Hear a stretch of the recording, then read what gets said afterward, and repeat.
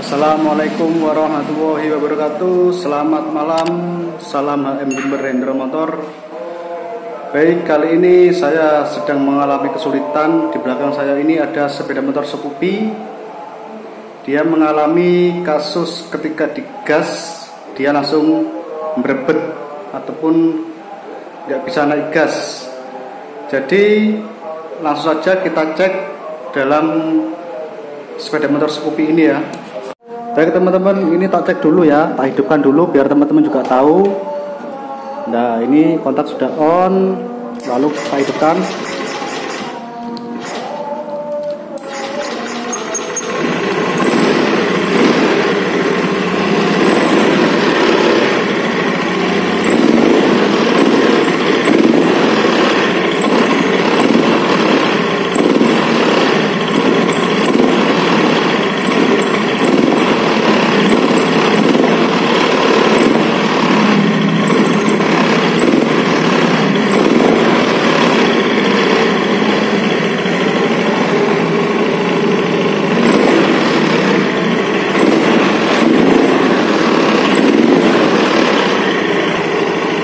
Oke, stop.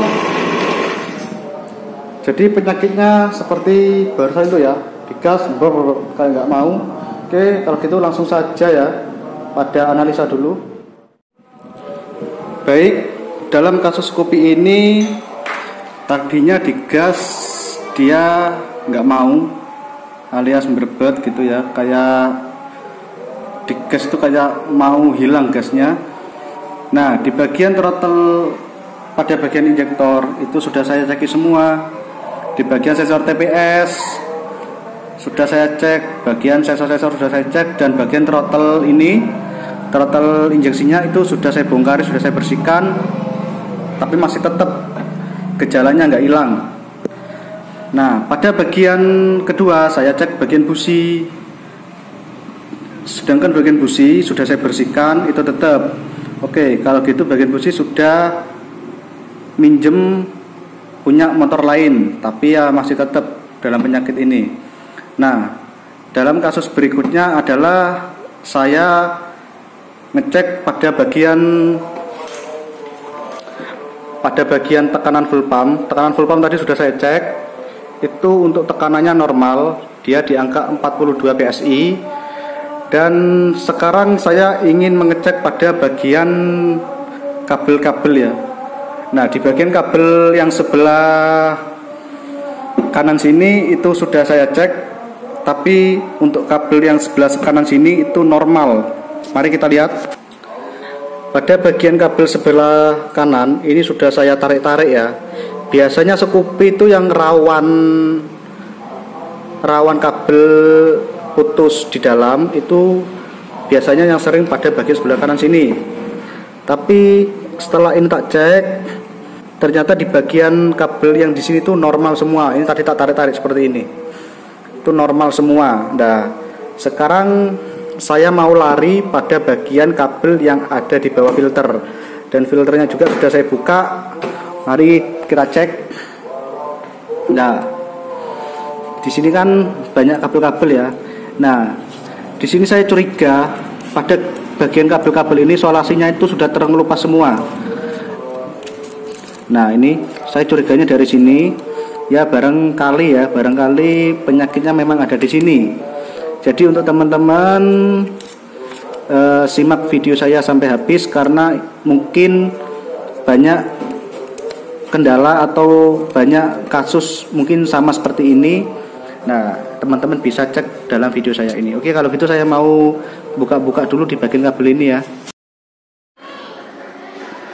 Baik teman-teman, setelah kabel-kabel ini sudah tak cek dan pengecekannya juga sama saja, tak tarik-tarik, ternyata kabel ini juga sudah pernah dibongkar ya.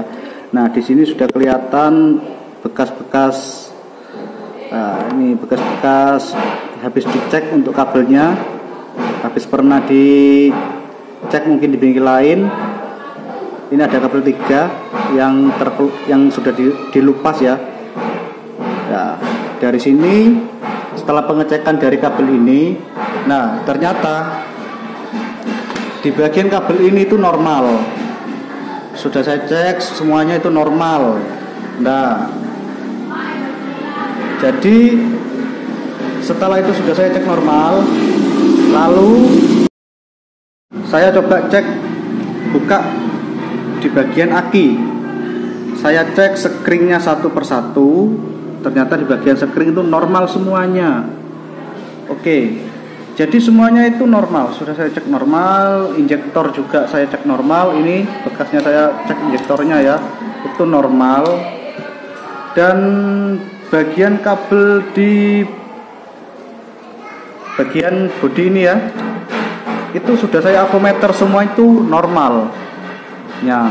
Jadi oke, kalau gitu saya cek di bagian ICM. Jadi setelah semuanya normal dan tidak ada kendala ya, ini sampai saya bongkar, untuk dek sampingnya itu sudah saya bongkar, semuanya normal, tidak ada yang bermasalah. Nah, ini di bagian ICM, ini sudah saya cek untuk kabel-kabelnya.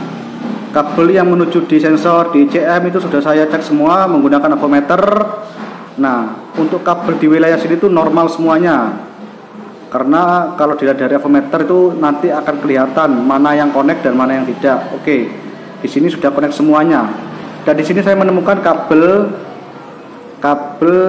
yang pernah sudah pernah disobek ya, mungkin oleh mekanik lama, nggak tahu juga. Nah, tapi saya tidak fokus pada kabel ini ya, karena kabel ini itu bukan kabel dari unsur pengapian, tapi kabel ini adalah untuk kabel lampu di bagian belakang. Oke, jadi saya nggak fokus ke kabel ini. Saya fokusnya di kabel yang menujunya itu di bagian pengapian seperti itu. Nah, setelah itu saya cek di bagian busi. Di sini ada busi. Itu saya untuk cop businya itu saya buka. Nah, untuk kabelnya itu tak langsung saya tempelkan di busi. Saya lihat pengapiannya normal atau tidak. Ternyata pengapiannya juga normal. Nah, jadi normal semuanya. Nah, berhubung saya ini tidak mempunyai yang namanya alat digital ya kan, saya tidak mempunyai alat digital, tapi saya hanya menggunakan langkah-langkah manual. Jadi saya hanya mencari satu persatu di mana letak permasalahannya. Ternyata penyakitnya itu sepele, Mas Bro. Penyakitnya sepele, hanya tak riset manual saja. Nah, untuk DTC-nya ini sudah tak riset menggunakan riset manual.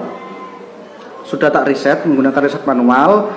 Setelah ini sudah tak riset, lalu saya mengeriset bagian sensor EOT-nya itu sudah tak riset juga. Nah, setelah bagian sensor EOT sudah saya riset, nah lalu langkah ketiga saya bikin mode 1 di bagian motor Scoopy ini, tak bikin mode 1. Setelah semuanya selesai, akhirnya saya hidupkan, alhamdulillah langsung jreng, langsung bunyi enak. Ini contoh ya, tak hidupkan ya. Ini setelah tak reset. Nah, oke.